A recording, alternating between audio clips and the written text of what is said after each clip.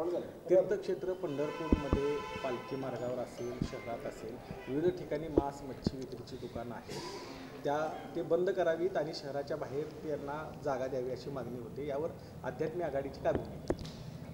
अगदी रास्त मागणी आहे. तीर्थक्षेत्र पंढरपूर हे महाराष्ट्रात नाही तर विश्वाचं एक मुख्य आध्यात्मिक केंद्रस्थान आहे. आणि अशा ठिकाणी भाविक भक्त आल्यानंतर जर बाहेर मांसाची मद्याची दुकानं दिसत असतील तर हे अत्यंत दुर्दैव आहे.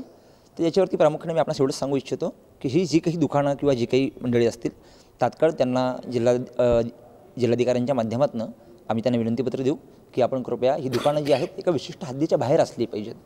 मांस मटण मच्छी हा त्यांचा व्यवसाय आहे. सजन कसा या विकू लागे मांस आमच्याकडे संत परंपरा होऊन गेली की त्या व्यवसायाला आमचा विरोध नाही आहे. पण तो व्यवसाय कुठल्या क्षेत्रात आहे म्हणजे मुळात ते तर शाकाहारीत माणसानं असलं पाहिजे याच्याविषयी काही दुमतच नाही. पण तरी परंपरेने काही असेल कोणाचं. पण समजा तीर्थक्षेत्रात आमच्या हिंदूंच्या भावनेला जर तडा जाणार असेल आणि वारंवार सांगून जर ते ऐकत नसतील तर आपण त्यांना विशिष्ट वेळेचा कालावधी देऊ. त्यांना आपण एक नोटीस देऊ त्याची की बाबा विशिष्ट मर्यादेच्या बाहेर ती दुकानं असली पाहिजेत. आणि हे देऊन सांगूनसुद्धा जर ते होत नसेल तर त्याला शिवसेना स्टाईलनं आमच्याकरता हिंदूंची मतं, वारकऱ्यांची श्रद्धा, येणाऱ्या भाविकांचं मत, कारण की हे तीर्थक्षेत्र आहे. हे काय मद्यमांसाकरता स्थान नाही आहे. याचं पावित्र्य आपण राखलं पाहिजे. आणि ते जर वारंवार सांगून जर राखलं जात नसेल तर काही दिवसांचा अवधी देऊन त्या सर्वांना शिवसेना स्टाईलनं व्यवस्थित उत्तर दिलं जाईल.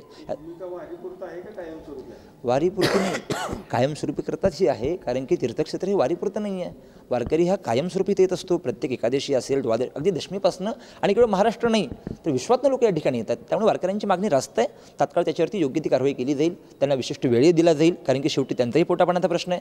पण एका मर्यादेच्या बाहेर त्यांनी जाऊन त्यांच्याकरता काही विशिष्ट सोय देखील शासनाने केलेली आहे. पण त्यांनी ती मूळ वापरावी, जिथे व्यवस्था केली ती वापरावी. उघड्यावरती असं कुठेही बसू नये ते विक्री करण्याकरता.